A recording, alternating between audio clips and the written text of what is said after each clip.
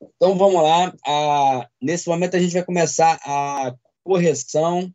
Correção não, porque aqui ninguém é professor de história, né? A gente vai fazer o comentário das questões relacionadas à história do ano de 2019, do concurso de 2018, né? Do concurso do QOM, Marinha. É o seguinte, essa reunião aqui, esse comentário de prova, ele não tem a presença de nenhum professor de história, tem a presença de alunos que vêm estudando, então os comentários são frutos do estudo dos próprios alunos. Então, hoje, por enquanto, a gente tem, deixa eu ver quem está aqui, está a Glauce, a Ana e o Armando. Dá um alô aí, todo mundo aí, quem quiser. Opa, valeu, galera. Na batalha. Então, vamos lá. Questão de número 24, é a primeira questão de história da prova. Questão de número 24 diz o seguinte: ao analisar as guerras médicas, o historiador inglês John Kingham afirma que, eu sei, o John Kingham já saiu da nossa bibliografia, mas o contexto ainda é válido. Então, John Kingham afirma que o maior legado da campanha de 400 a 479 a.C., no entanto, não foi militar, mas naval. Isso é o que fala lá no livro de John Kingham.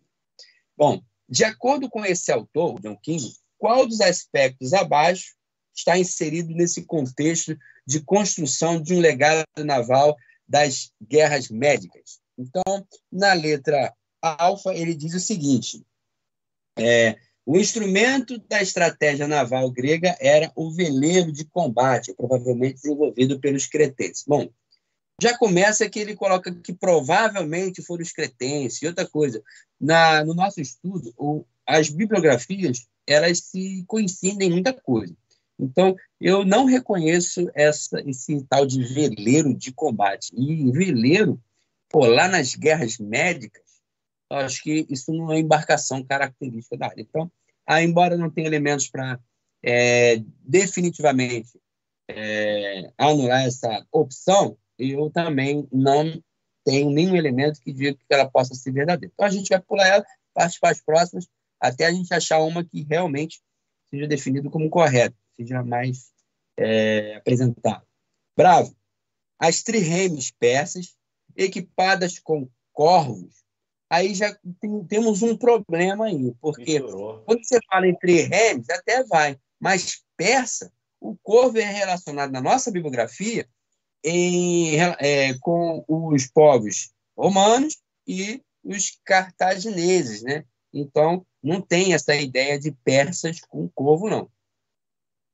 Mas, continuando, corvos e arites foram fundamentais para a vitória de Xerxes. Aí piorou mais ainda, porque no período em que houve as guerras médicas, a gente não tinha corvo. Foi bem depois mesmo. Então, vamos lá.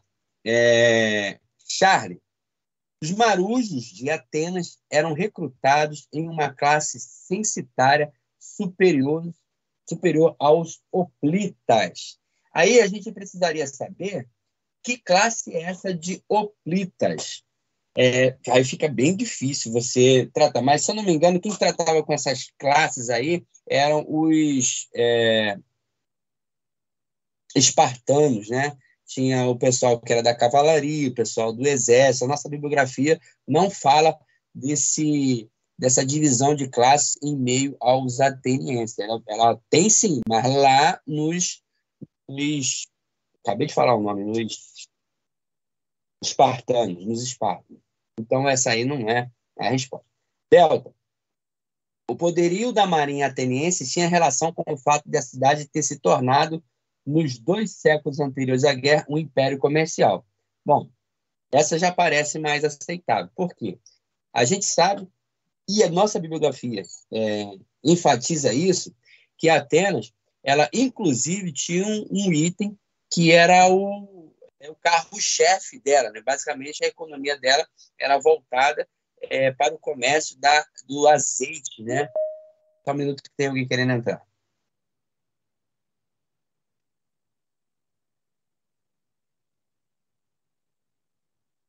Bem-vindo, Borba.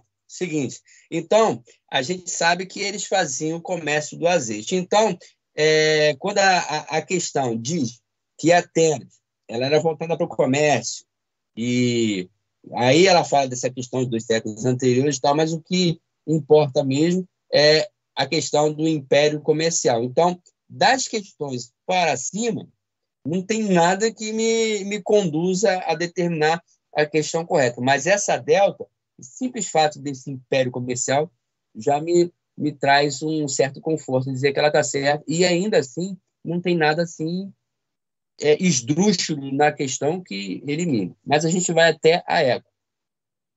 Esparta, líder da Liga de Delos. Esparta não era do Peloponeso, né? Então já começou errado. Prosseguiu na guerra e levou os gregos à vitória, mesmo após a retirada de sua aliada Atenas. Ô, Armando, tá ouvindo? Pode, tô ouvindo. Vê se tem como aqui. Eu vou fazer o seguinte: eu vou entrar no Zap aqui rapidinho e vou te mandar o arquivo dessa prova. Aí você abre fica aí na tua tela aí, ou sei lá, dá um jeitinho de ficar aberto aí, o gabarito. Aí, conforme eu vou falando, depois que a gente fizer essa análise toda, aí tu diz aí, ó, foi o gabarito X, foi isso, a resposta. Aí tu fala o gabarito oficial. Pode ser? Manda pro meu Zap. Tá, vou encaminhar aqui para você.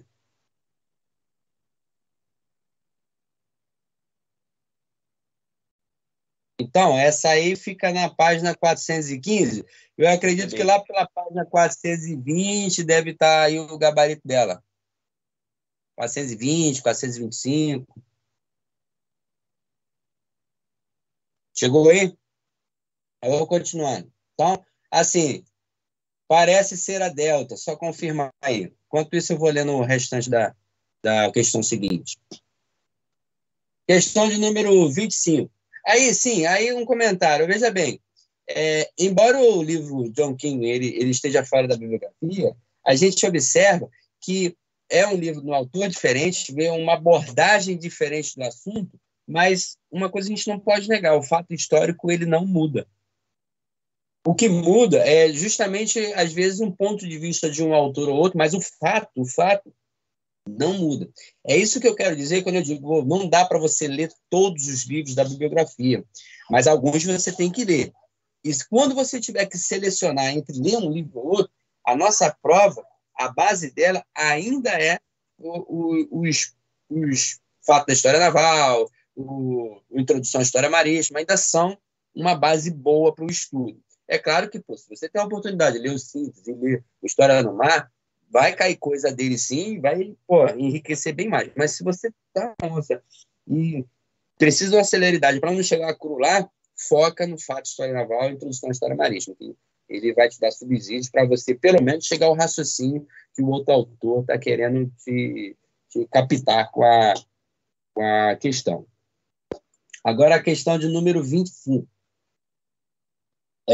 Correlacione os meios navais abaixo relacionados ao respectivo contexto de incorporação à Marinha do Brasil e assinale a seguir a opção que apresenta a sequência correta. Bom, essa questão aí, questão de número 25, ela é uma questão que ela não é comum na nossa prova, né? A questão é verificar se você decorou o nome de embarcação, se você decorou o dado, isso não é muito comum. Quando ela faz isso, geralmente são questões bem batidas, é um negócio bem claro que você tem a obrigação de saber. Por exemplo, Lepanto, Navarino, Salamina, Ácio, essas coisas assim, e o nome do navio aeródromo. Inclusive, quando caiu uma questão sobre o navio aeródromo na prova uma vez, ela botou algo relacionado a... Não, minto, estou confundindo. Quando ele botou uma questão a resposta era o navio inglês, ele botou aquela sigla que antecede todos os navios ingleses. Então, ele bota a questão desse tipo, mas ele te dá assim, uma pista, né? Tem essa característica. O elaborador dessas questões, ele normalmente te dá uma pista. Nesse ano aí, não houve pista, né? Você tinha que ter decorado efetivamente o nome dos navios. Então, vamos lá. Nesse caso aqui, Para mim foi a questão mais difícil desse ano. Mas vamos lá. Assinale a seguir as opções a opção que apresenta a sequência correta. Então vamos lá. Na número 1, a gente tem meios navais, Juruá, Missões, Acre e APA. Na boa. Lembrar de onde eles estavam. O nome é familiar, mas qual é o contexto desses navios fica muito difícil. 2. Contra-torpedeiros de escolta, Bertioga, Beberibe, Bracuí, Bauru. Eu sei que o Bauru ele participou da Primeira Guerra Mundial. Beapendi, Benevente, Babitonga e Bocana, porque o Bauru está lá no Centro Cultural lá da Marinha, fica ali em frente à Capitania do Esporte, navio museu, o Bauru. Né? E o Bocana. 3. Monitores coraçados Pará, Rio Grande, aí ele não falou nem se é Rio Grande do Sul, Rio Grande do Norte, e Alagoas. Também são navios da Segunda Guerra. Lembra? A gente viu uma questão ontem sobre esses coraçados, né? Segunda Guerra. Na 4, só não tenho certeza se ele participar da primeira. Navios varredores Aratu, Anhatomirim, que eu não conheço, Atalaia, Araçatuba, Abrolhos e Albardão. E 5, cruzadores torpedeiros Tupi, Timbira e Tamoio. São cruzadores torpedeiros. Será que eles estão falando dos submarinos? O nome é de submarino, né? Agora vamos ver se o enunciado das opções nos ajuda em algo. Incorporados na Marinha na metade da década de 1970, por meio de um plano de obtenção fundamentalmente condicionado pela ameaça submarina e pela ameaça exercida por Minas. Bom, a ameaça submarina e a ameaça exercida por década Minas, de 70. Caça-pau, caça-ferro, né? Não seriam esses? Fica difícil. Aí vamos pedir auxílio aos Cara, arquivos. eu ia pro varredor aí, ó. Pro varredor. Eu tô pensando nele também, né? Mas vamos aos arquivos. Essa aí é bem complicada, né? Para mim foi a questão mais difícil, mas assim, antes de começar a procurar aqui, vamos ver se ele não deixou nenhuma pista na questão, né? Pode ser que tenha uma opção aí que seja claro que ela ajude a você matar todas as outras através da escolha das opções. Em si, tem uma opção aí falando lá da Tríplice Aliança, tem uma opção aí que dá para matar. Bom, é essa agora que a gente vai ler aqui, ó, Guerra Tríplice Aliança.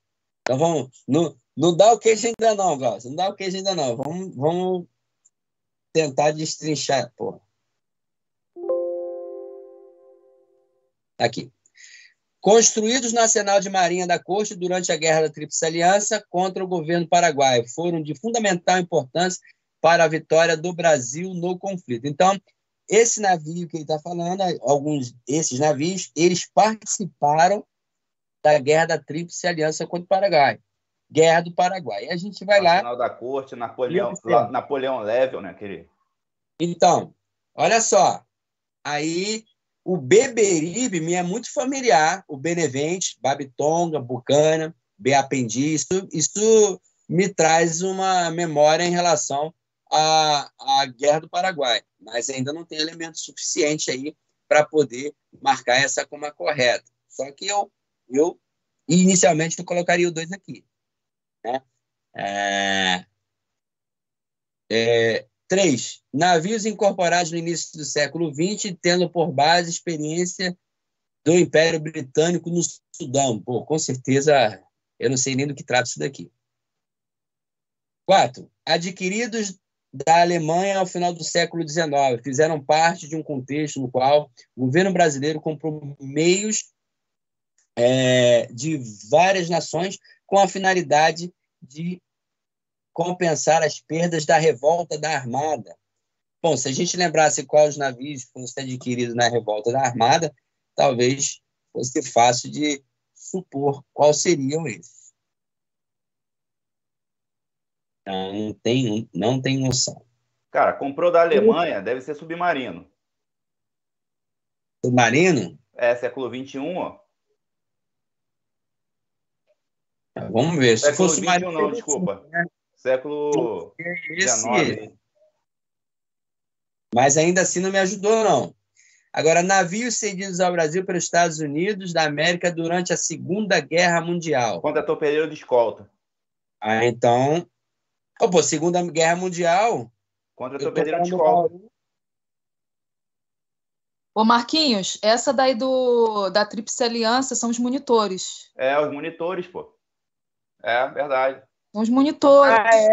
Guerra da Tríplice Aliança. Eu não vi o monitor aqui, Monitores. exatamente. Monitores. Exato. Então agora ficou fácil. Peraí. Aí Marquinhos, o que acontece? A questão, quando a gente se depara com ela, assusta um pouco. Mas aí depois, quando você vai começando a analisar, começando a ler, tu vê que começa a aparecer uns flashes assim, que tu vai conseguindo matar. Olha só, essa questão, então vamos lá. Não vou nem consultar ainda, não. Um monitor te ajuda a levar a Guerra do Paraguai. Então, nesse sentido... E o contra-torpedeiro de escolta na Segunda Guerra Mundial. A Guerra do Paraguai é esse cara aqui. E o monitor tá no 3. Então, vou botar aqui. Cadê? Guerra do Paraguai. 3 aqui. Isso é o 3. Tá? Aí, vamos lá. Qual outro você falou? Contra-torpedeiro de escolta. Segunda Guerra. Esse é aqui que eu achei que era a primeira, né? Contra-torpedeiro de escolta, né? Segunda Guerra Mundial, o objetivo era escoltar, né? No Atlântico Sul, os comboios. Qual é o da Segunda Guerra aqui? Segunda Guerra... Navio cedido do Brasil, Estados Unidos, Segunda Guerra Mundial. E ele é o número... Passou direto. Contra-torpedeiro de escolta, essa primeira aí ameaça Minas são os varredores. Cadê a ameaça de Minas? Qual é? A primeira está falando. E quais são os varredores? É navio varredor, justamente. É porque, na verdade, o que assusta é o nome dos navios, mas você tem que se ligar no começo. Monitores, navio varredores, cruzadores, entendeu? Aí fica mais fácil você fazer a questão. Bom, achar no 3 já fica fácil. Achar no 3 das 5, das 6 já fica fácil. Das 5, no caso. Vamos ver se já tem uma opção cabível. 4, a primeira e a última. Seguido do 3, a primeira foi embora. 3, então, é a eco. Já deu para eliminar aqui. Questão, de acordo com a análise aqui, gabarito, letra eco. Confere aí, Armando. Qual o número da questão? É questão de número 25. Prova amarela, né? Prova amarela. Só um minuto. 25 é. É ela mesma. Então, na verdade, a questão, ela até assusta mesmo, mas se fizesse realmente isso daí, focasse no tipo de navio, daria para matar a questão. Principalmente por essa questão do monitor aqui. Você poderia até não saber dos outros, mas que o monitor ele fazia parte da Guerra do Paraguai, você teria que saber, sim, tem que ser. E eu me equivoquei aí, falei Alemanha submarino, mas a Alemanha está referindo ao que aí? A Alemanha, adquiridos da Alemanha, quais foram os navios da Alemanha? Ver aqui, qual que ele está falando? Navios incorporados no princípio do século XX, tem com base de experiência. Embaixo. Adquiridos na Alemanha no final do século cruzadores torpedeiros, Tupi, Timbira e Tamoio. Adquiridos da Alemanha ao final do século XX, fizeram parte de um contexto no qual o governo brasileiro comprou meios navais de várias nações com a finalidade de compensar as perdas na revolta da Armada. Não lembrava disso, não. Nem eu. Até porque esses nomes aí nome de submarino, né? Eu ia remeter à Itália. Com certeza, também. Vamos a 26. Deixa aqui. Questão de número 26. Então, assim, a questão não estava fácil, não, tá, gente? Ela estava ela estava dificilzinha assim. Você tinha que identificar, não os nomes, mas o tipo de embarcação. E ainda assim, chegar à conclusão aqui através das opções. Questão número 26. Apesar da separação existente em diversos materiais didáticos entre as denominadas História Geral e História do Brasil, os historiadores entenderam que, especialmente após a expansão ultramarina europeia, há uma série de interconexões entre os fatos históricos que se passaram em espaços geográficos distintos. Essas interconexões ocorreram em diversos momentos da história da Europa e da América nas épocas moderna e contemporânea, representada por fatos históricos ocorridos no Brasil que influenciaram ou foram influenciados por fatos históricos ocorridos no continente europeu. As opções abaixo apresentam um fato histórico ocorrido no Brasil, seguido de um fato histórico ocorrido no continente europeu. Assinale a opção que apresenta um fato histórico ocorrido no Brasil que não influenciou ou foi influenciado por um fato histórico ocorrido no continente europeu. Então, ele quer aqui, em cada questão, ele vai dar dois contextos. Ele quer aqui um contexto que não tem nada a ver com o outro. Essa é a questão 26. Já separa aí, Armando. Então, vamos lá. Na letra alfa, ocupação... Essa daí foi anulada. Essa daí foi anulada. Mas vamos ver se a gente consegue. Mas se for anulada, não tem como, né? Vamos correr ela. Ocupação do Nordeste brasileiro pela Companhia das Índias Ocidentais. Seriam orientais? Guerra da Independência das Províncias Unidas dos Países Baixos. Guerra da Independência da Província Unida dos Países Baixos, da Holanda. Não, então, foi bem antes, não foi em concomitância, não. Não, mas ele fala que se tem relação, não fala em questão de tempo, não. Aqui, ó. Ah, tá. Opções abaixo apresentam um fato histórico ocorrido no Brasil, seguido de um fato histórico ocorrido no continente europeu. Então, tá, olha só. Primeiro acontece na Europa. Que não. E não, depois primeiro no Brasil. Ocorrido no Brasil, seguido. Seguido. Primeiro acontece no Brasil e depois na Europa. Ele quer a errada. Então, a ocupação do Nordeste brasileiro pela Companhia das Índias Ocidentais. Qual a diferença entre Índias Ocidentais e Índias Orientais? Ocidentais foi a parte aqui do Atlântico, né, das Américas. Orientais é lá no Oriente.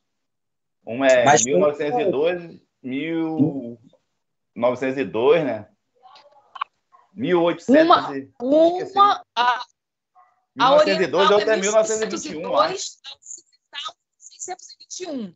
Oriental 1602 e ocidental 1621. 1600, pô, 900. Então tá, olha só. 1600 a 1600.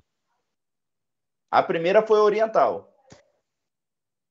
1602 oriental. Ocidental 1621. Tá, agora me responde uma coisa. Vamos lá, vamos cobrar um pouquinho aqui. A Guerra de Independência das Províncias Unidas dos Países Baixos. Essa guerra de independência tem a ver com a guerra de Holanda versus Espanha? Sim. Então, quando foi que aconteceu esse momento aí onde mudou? Não foi lá em Dunes, 1639? Em Dunes, após Dunes que Holanda consegue a independência, né? Então, em 1639 não aconteceu antes da invasão do Brasil. Aconteceu depois, né? Então, a ocupação do Nordeste brasileiro, 1625, né? 1625, por ali. Depois. E essa guerra de independência foi depois. Aí, não, qual é a sequência? Foi antes, 1639 e 1625. Tem relação, sim. Ocupação do Nordeste brasileiro pela Companhia das Índias Ocidentais e a Guerra de Independência das Províncias Unidas do Rio, nos Países Baixos. Foi a partir dessa independência aí que a Holanda começou a atacar o... Acho que essa relação aí é o contrário, né? Cara, eu acho que tá confuso, acho que foi anulada, né? Mas vamos para Bravo. Essa questão foi anulada. Vamos a Bravo. Implantação da França Antártica no Rio de Janeiro e guerras de religião na França. Tem a Tinha ver, tem a ver, tem a ver. Retirada da Companhia das Índias Ocidentais do Nordeste Brasileiro, Primeira Guerra Holandesa. Tem a ver, sim. Tem a ver. A Primeira Guerra Anglo-Holandesa foi em 1641. Né? É mais ou menos o meu período. Inclusive, saiu do Brasil para poder atender essas guerras. 51, né? 52. Delta. A primeira 54. Primeira Guerra Anglo-Holandesa. 51 a 54, né? Delta. Incursões de corsários franceses no Rio de Janeiro, 1710-1711, Guerra de Secessão Espanhola. Exatamente isso no contexto. E Eco. Transmigração da família real portuguesa para o Brasil. Guerra dos 7 anos. Guerra dos 7 anos. Deixa eu ver a data correta dela. Acho que foi 1300 e pouco. Eu nem lembro nem o que era. Guerra dos 7 anos. É entre França e Inglaterra, essa guerra. Essa daí acho que foi em 1756, Marquinhos. Bota 7 por extenso. Guerra dos 7 anos. França e Inglaterra. Caraca! 1756. Na Europa, os ingleses queriam impedir a expansão francesa e, na América do Sul, de novo, Portugal e Espanha são inimigos. Espanhóis tomaram... Deixa eu reduzir um pouquinho. Os espanhóis tomaram a ilha de Santa Catarina. A vitória ficou para o lado inglês, que passou a ser senhora dos mares. França perde o Caribe e o Canadá. Aí, voltando à questão, transmigração da família real não tem nada a ver com a Guerra de 7 anos, né? Nada a ver. Até por conta da data. 1756 e a transmigração foi 1808. 50 anos logo após. Então... A família real foi o bloqueio continental, né? Nesse caso, a resposta seria essa. Porém, essa alfa aqui, ela está meio bagunçada, né? Está meio esquisitona. Então, essa questão foi anulada, a gente continuou só para poder fazer um treino, né? Vamos lá, questão 27. Leia o texto a seguir. Eles defenderam o Brasil empenhando na conflagração que se debatia o mundo e tomaram no caminho do dever e da honra, 1918. Inscrição do interior do mausoléu aos mortos da Divisão Naval de Operação de Guerra localizada no cemitério São João Batista, Rio de Janeiro. A respeito da participação da Marinha do Brasil na Primeira Guerra Mundial, analisa as afirmativas abaixo. Bom, Primeira Guerra Mundial. Ele vai querer a correta, né?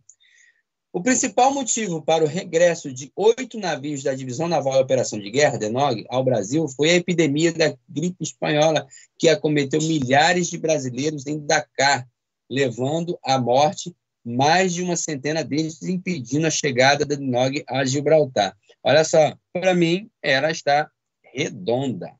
Aí eu já venho aqui embaixo e já marco 1, 2, 3. Pô, Marquinhos, volta lá. Vai lá. Principal motivo para o regresso de 8 navios da Divisão Naval de Operação de Guerra, DNOG. Bom, DNOG, Primeira Guerra Mundial, ok. Ao Brasil foi a epidemia da gripe espanhola. Gripe espanhola, ok. Que acometeu milhares de brasileiros em Dakar. Aí... Pô, mas o principal motivo da volta foi a gripe? Eu acho que não, hein? E seria o quê, então? Provavelmente o final da guerra, pô. Eles só voltaram após o final da guerra. Eles não voltaram por causa da gripe. Mesmo em condição de gripe, continuaram combatendo. Eles ficaram lá, pô. Morreu. Os navios ficaram no porto, mas não foi por isso que eles regressaram. Eles só regressaram após a guerra. Mas vamos lá, deixa aí.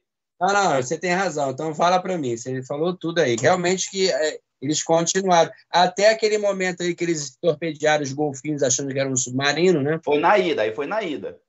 Então eles não voltaram, porque a gripe espanhola foi logo na ida. Então, Eles voltaram após a guerra. Então, você tem razão. Então, pau para mim. Estou devendo uma caixinha aí. 2. Uma das ações brasileiras na guerra foi o envio de 13 oficiais aviadores à Inglaterra, dos quais 12 pertenciam à Marinha do Brasil. Está dentro, né? Só que é o seguinte, tem uma divergênciazinha nessa questão aí, porque tem um momento da bibliografia que ele fala em 13 aviadores, onde um era do Exército, se não me engano. Mas tem... Ah, não, ele está falando de 13 mesmo. Oficiais da Inglaterra, dos quais 12 pertenciam à Marinha. Ah, não, é isso aí mesmo, então. Eu lembro que aconteceu isso. Eu só não lembrava a quantidade, se foi essa mesmo. É isso mesmo. Então, a 2, vou botar aqui do lado para não ficar muito bagunçado. Isso aqui foi vala. Dentre as motivações para a declaração de guerra contra o Império Alemão, destaca-se o torpedeamento de vários navios mercantes brasileiros por submarinos alemães na costa brasileira, causando centenas de mortos. Aí, eu acho que esse contexto aí é mais relacionado à Segunda Guerra Mundial, né? Segunda Guerra. A ação submarina aqui no litoral do Atlântico. Primeira Guerra Mundial, o Brasil perdeu navio lá. Na costa da França, então, né? Então, questão de número 4, opção de número 4. Mesmo antes da entrada do Brasil na Grande Guerra, a Ilha da Trindade foi objeto de preocupação das autoridades navais brasileiras, tendo tal ilha oceânica recebida em 1916 uma guarnição militar levada pelo cruzador Barroso. Sim, sim. Inclusive, tem até um episódio que ele fala do navio escola levar alguns guardas marinhas para lá. Isso foi antes desse contexto aí. Foi antes Acho da que guerra? tá certo. Hã? Antes da guerra? Pô, cara, o nome desse navio, se eu lembrar do nome do navio, eu lembro do contexto. Saldanha da Gama, navio escola. Deixa eu dar uma pesquisada aqui.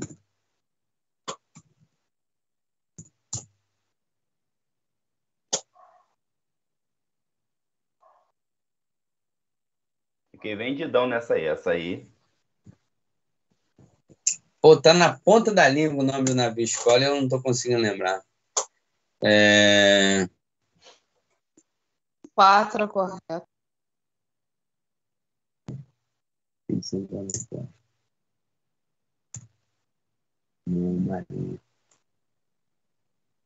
Coloca navio escola. Coloquei, ele não achou, não.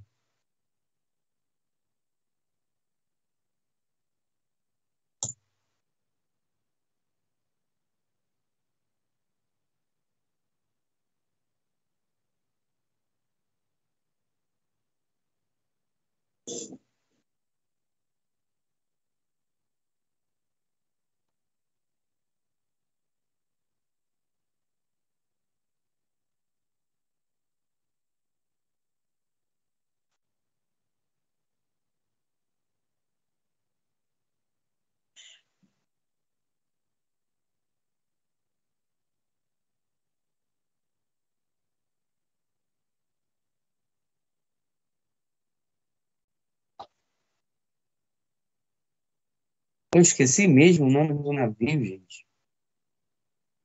Teve uma expedição que foi levar a Guarda Marinha até lá na... Foi o primeiro navio escola até. Soares Dutra. Não. A ajuda veio depois. É nome de alguma autoridade? É.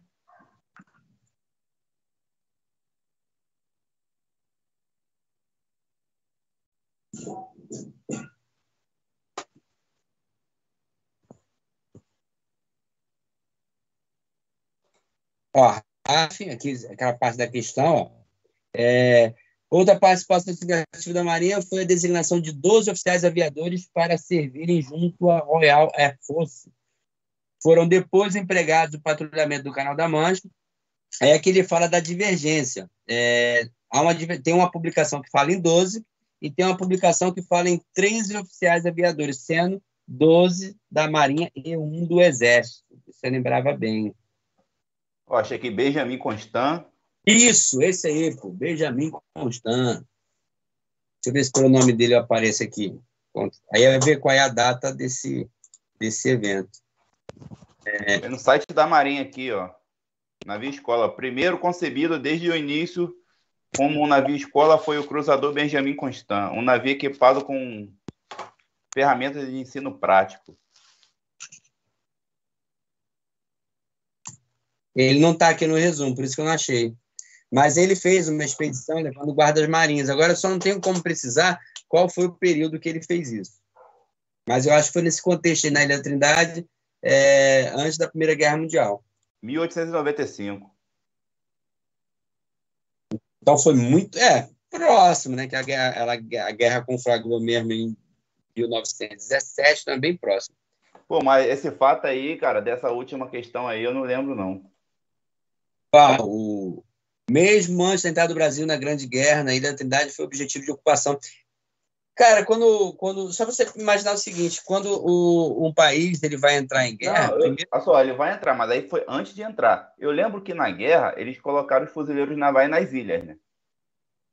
Sim, mas essa Ilha da Trindade aí, ela já foi ocupada aí pelos ingleses também.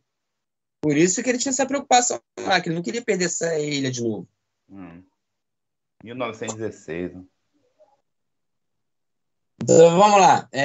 Essa aqui foi dada como certa ou como errada? Mesmo antes da guerra... essa aqui foi dada como certa, né? Se essa aqui for certa, o gabarito fica... 2, 3 e 4? Só pode ser. 2 e 4. 3 não, pô. 2 e 4. Vê se essa aqui é brava. 2 e 4. Deixa eu ver aqui.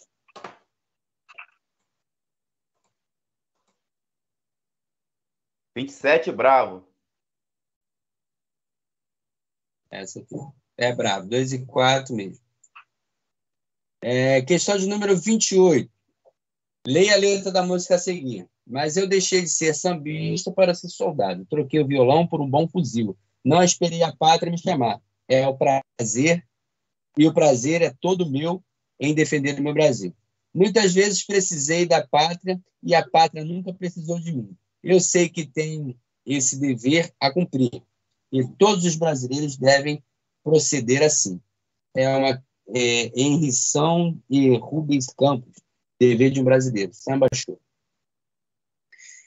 Gravado durante a Segunda Guerra Mundial, o samba Dever de um Brasileiro, de Henricão e Rubens Campos, possui um tom de exaltação patriótica e ênfase em uma mobilização militar em prol do país. Tais aspectos foram bastante explorados pelo Estado Novo diante da necessidade de modernização de marinheiros e soldados para a grande conflagração, além do desejo de construir um forte sentimento de patriotismo e de dever entre os brasileiros. Com relação à mobilização e o adestramento do pessoal para a Marinha do Brasil durante a Segunda Guerra Mundial, assinale a opção correta. Então, o que a gente sabe aí sobre essa mobilização durante a Segunda Guerra Mundial? É mobilização que ele fala? Mobilização e adestramento do pessoal. Bom, na Segunda Guerra Mundial, Cobra vai como fumar. que era a nossa marinha? A nossa marinha era pouco adestrada no ambiente de guerra naval, de guerra submarina, né? Ele foi fazer, na verdade, os Estados Unidos contribuiu muito aí, levando o nosso pessoal para adestrar lá. Né? Confere isso aí, que às vezes eu confundo o contexto da Primeira Guerra Mundial com a Segunda. Não, na verdade, eles vieram de lá para adestrar aqui. Mas teve essa atuação da Marinha dos Estados Unidos adestrando a Marinha brasileira, certo? Porque já tinha um viés. Isso. Então, por quê?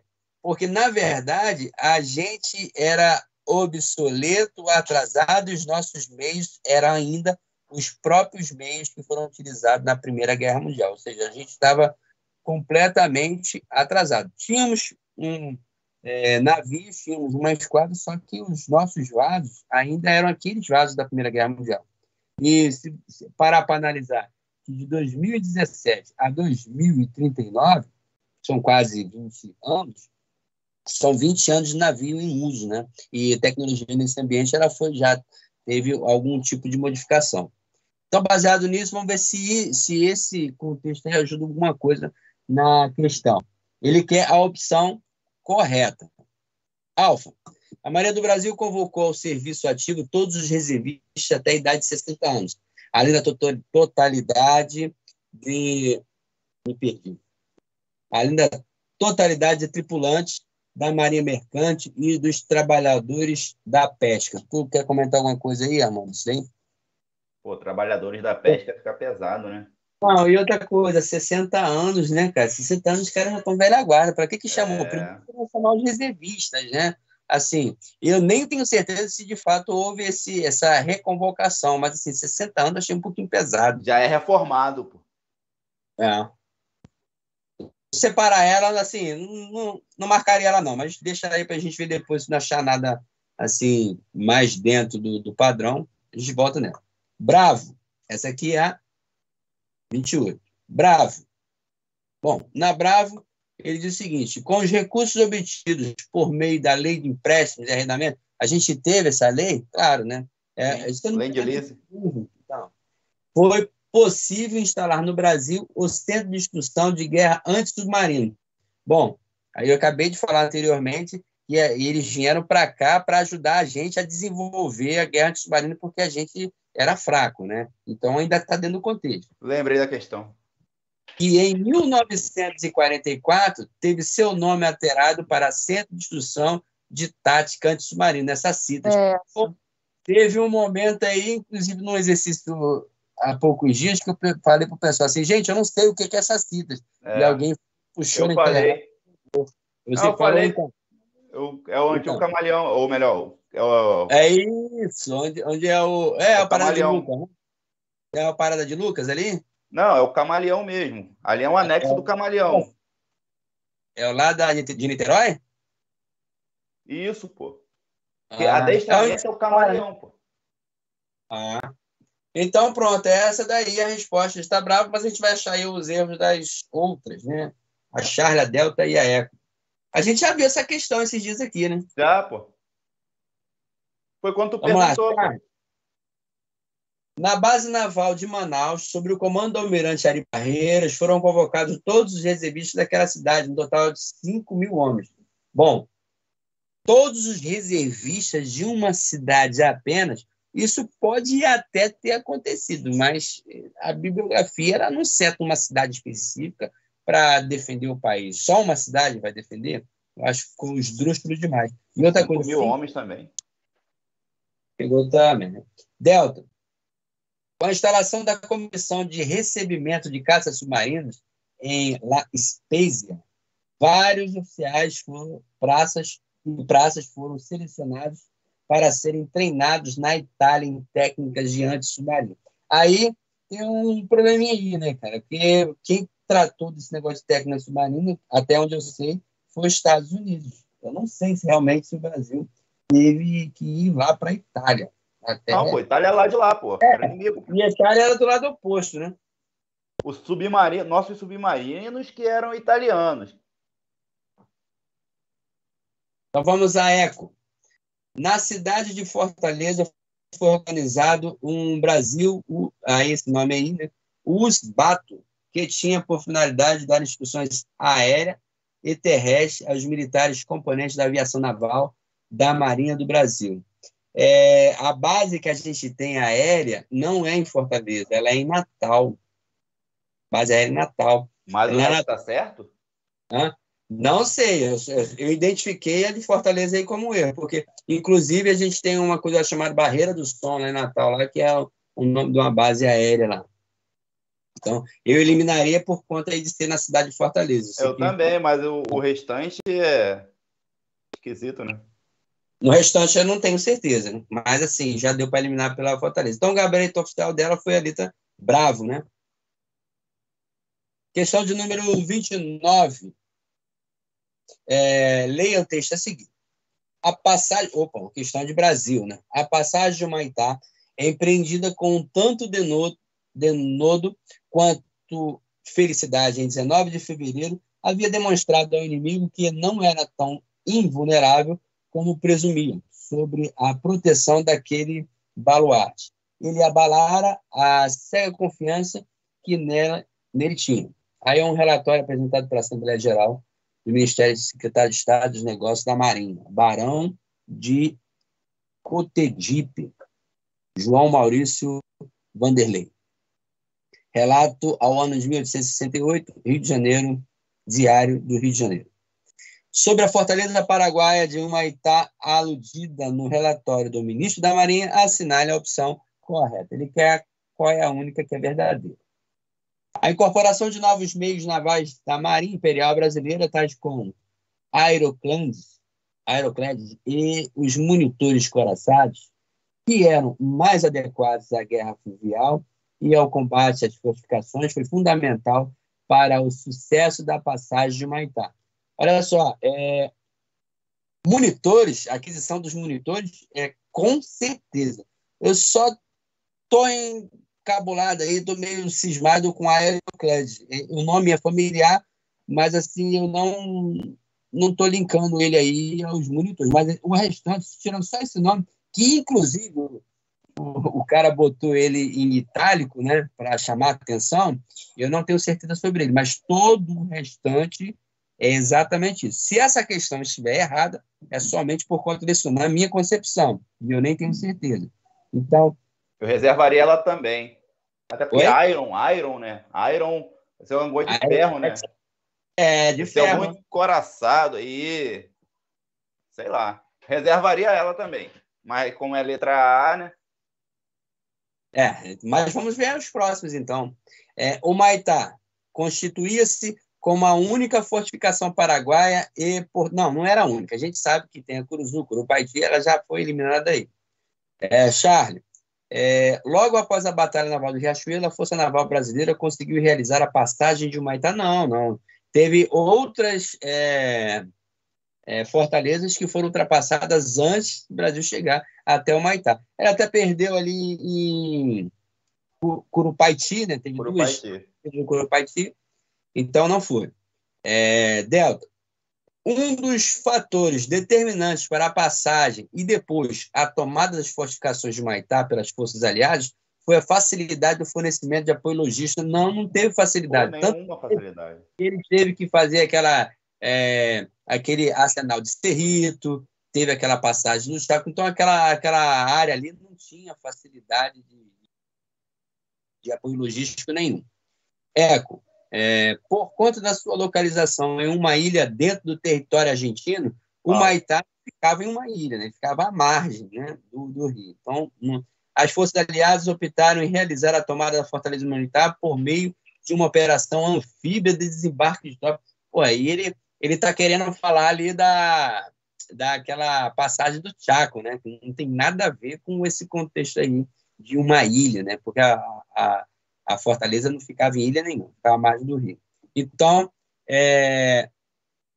como a gente conseguiu eliminar todas as outras, então esse Aeroclads aqui realmente faz parte desse contexto dos monitores coraçados. Depois a gente dá até uma olhadinha. Vou dar uma olhada agora. Vou deixar procurando, e daqui a pouco a gente volta e não consigo, ele vai ficar marcando. Depois eu dou uma procurada. Questão número 28. Só confere aí, foi a alfa mesmo? 29, questão 29. Alfa. Questão 29. Então, agora vamos à questão de número 30. Sobre as ações da Marinha Imperial Brasileira nas lutas pela independência do Brasil, é correto afirmar que agora a gente está falando de luta pela independência do Brasil. As ações da Marinha. Alfa. As forças portuguesas estacionadas em Montevidéu capitularam no final de 1822 e não, olha só a negativa aí, não ofereceram prolongada resistência à Marinha Imperial Brasileira. Quem não ofereceu? As forças portuguesas? Estranho. Quer comentar essa daí, irmão? Não vi nada de...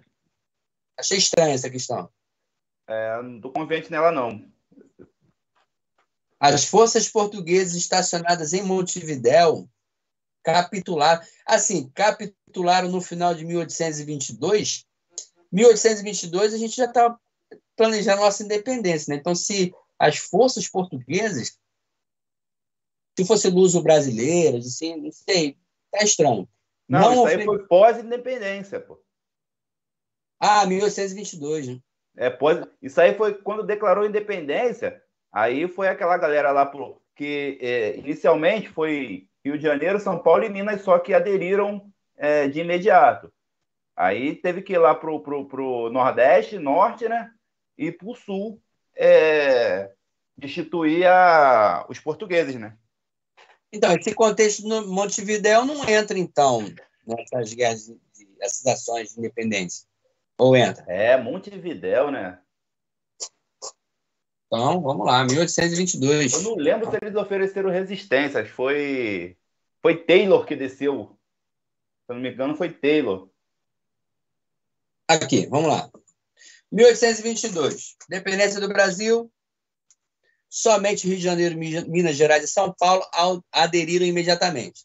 A província cisplatina foi tomada por tropas fiéis a Lisboa, que ocuparam Montevidéu. Opa, então vamos lá. Beleza. A província cisplatina foi tomada por tropas fiéis a Lisboa, e também ocuparam Montevidéu. Bahia, Pará, Maranhão e Banda Oriental não aderiram de imediato. Aí vem a parte de Lecor. Lecor sitiou Montevidéu em favor de Dom Pedro, mas o seu imediato não quis aderir à causa brasileira. Cochrane assume o comando da esquadra, Luiz da Cunha Moreira assume o Ministério da Marinha, há um bloqueio em Salvador realizado por Cochrane, e essa foi a primeira tentativa desfavorável a Cochrane, devido a motins internos.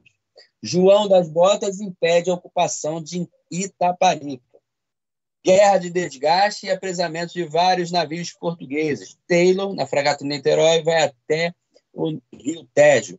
Cochrane, na fragata Pedro I, segue para o Maranhão. É o episódio do Blefe. E depois ele envia o Grinf para o replay do Blefe lá no Maranhão. Importante contribuição das quadrilha de João das Botas na expulsão das tropas portuguesas em Itaparica, Bahia, contra Madeira de Melo, Labatute versus Madeira de Léo. Bom, o que ele falou de Montevidéu aqui nesse contexto tudo? Aí já passa aqui já para a Confederação do Equador, né? Ainda tem isso aqui. Início da Cisplatina, Grifo envia o futuro Tamandaré para algumas ações no interior da Amazônia, bloqueio de Montevidéu, batalha naval de Montevidéu, Pedro Antônio Nunes versus Dom Álvaro Macedo, vitória brasileira. O Tamandaré e David Juliet também estavam nesse evento. Navios brasileiros, fragatas Tetris e Pirangas, Paraguaçu e Corveta Liberal. Pedro Antônio Nunes comandou Lecor, Rodrigo Lobo e Juliet, que lutaram pela posse do Uruguai.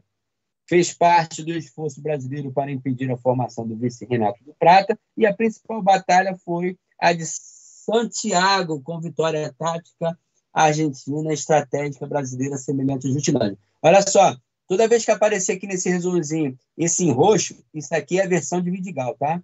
No roxo é o Vidigal falando.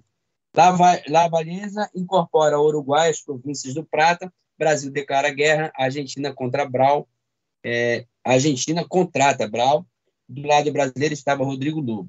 Não se sabe ao certo se Lobo era corrupto ou incompetente mesmo. Isso aí é uma observação minha. Bom, o que ele falou de Montevidéu nesse contexto todo aqui? Só falou que Montevidéu passou por um bloqueio, mas aí já é um contexto da Cisplatina, não é da independência, é da Cisplatina. E aqui dentro do contexto da independência, ele só fala em Montevidéu. Tem uma parte que ele fala aqui. A província Cisplatina foi tomada por tropas fiéis a Lisboa que ocuparam Montevidéu. Então, Lisboa ocupou Montevidéu. Não, é isso que ele tá falando. Tropas fiéis a Lisboa. Então não foram... Então não foram os portugueses, foram tropas fiéis aí. Então, vamos... Não, português, pô.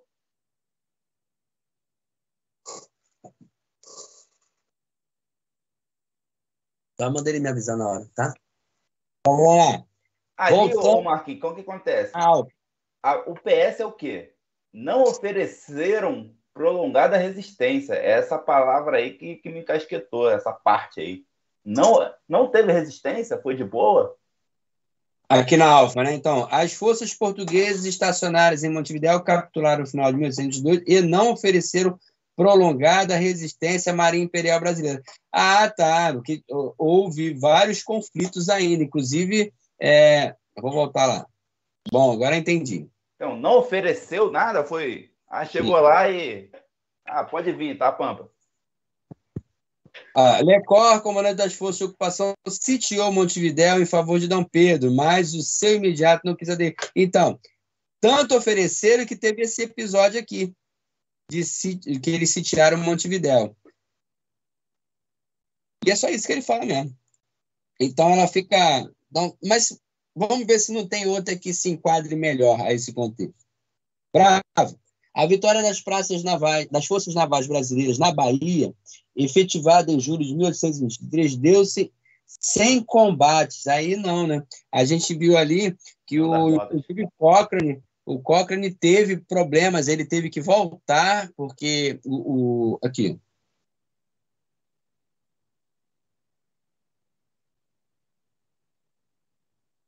Bahia estava sob controle de Madeira de Melo, português. Cochrane assumiu o comando da esquadra. Tem uma parte que o Cochrane tem aquele episódio do motim. É esse que eu estou procurando. É isso aí mesmo, onde está aí, Cochrane versus Félix Campos, aí embaixo. Primeira tentativa foi desfavorável a Cochrane devido a motivos internos. Então, foi nesse contexto aqui, ó. Operações Navais da Esquadra, consolidação da independência. Então, se a gente percebe que o Cochrane teve esse episódio do motim, isso acaba invalidando essa questão, porque deu-se 100 combates graças ao blefe. O blefe não foi na Bahia, o blefe foi lá no Maranhão e depois se repetiu no Grã-Pará. Né? Então, essa aqui está fora. Charlie. A flotilha naval de Itaparica, comandada pelo primeiro-tenente João de Oliveira Botas, obteve êxitos relevantes na campanha da independência. Bom, boa. Aqui é o seguinte, Itaparica é verdade, essa flotilha é verdadeira, cadê? Flotilha naval é verdadeira, João das Botas e agora eu estou lembrando dessa questão, o que acontece? Muita gente encrespou porque eles colocaram o João das Botas como primeiro-tenente. Só que é o seguinte, na bibliografia, não fala que nesse momento ele era primeiro-tenente, mas tem um momento que fala assim, que ele chegou a primeiro-tenente. Então, não está fora não, ela está certinha aí. E eu lembro que, inclusive, já adiantando, foi essa a resposta na época, assim. O pessoal encrespou pra caramba com esse primeiro-tenente, mas essa foi a resposta da época. Na Delta, imediatamente após a saída das forças portuguesas de Salvador, todos os navios da Marinha Imperial Brasileira foram deslocados para o bloqueio naval do Maranhão e Grã-Pará. Não, isso aí foi justamente a questão do blefe, né? Ele falou que isso iria acontecer, mas isso de fato não aconteceu, era só um blefe. Primeiro Cochrane e depois Grinfield, né? O Cochrane deu blefe, o Grinfield achou bonito e foi lá, fez a mesma coisa no Grã-Pará. Eco. A ação da Marinha do Brasil foi fundamental para a manutenção territorial do país, salvo no caso da província de Cisplatina, que em 1823 tornou-se independente de Portugal. Não, a gente anexou a Cisplatina, isso aí está fora. E, com isso, a gente já... Foi rápida essa, então a gente termina aqui a parte de história, quase uma hora certinho. Qual o nível aí dessa prova que você achou aí, Armando? Cara, foi boa. Mas eu acho que a última foi mais puxada. Aí 2020 tá mais puxada mesmo. E aí, Glaucio, o que tu achou dessa prova, hein? Eu achei que tiveram algumas questões mais trabalhosas. 2020 mais tranquilo. E você, Carol? Marcão sempre vai achar difícil, porque tem muita coisa, né, que eu tenho que ver, menino. Mas vamos lá, vamos na força, ainda tem tempo. Fala, Borba, quer fazer algum comentário? E até saiu. Já saiu? Então, gente, vou encerrar aqui. Daqui a pouquinho a gente volta aí com geografia, né? Vamos ver se o China, dessa vez, ele participa aí das questões de geografia, o Jesus. Então, já estou encaminhando aí a parte de ausência, tá? Segundo a reunião, que eles estão fora, né? Não, minto, o China participou da outra. Então, a parte de ausência já é só do Jesus. Então, vou encerrar aqui mais tarde. Que horas aí que a gente retorna? 18 horas, né? Isso, Isso. 18. Tá bom. Valeu, galera. Um abraço aí.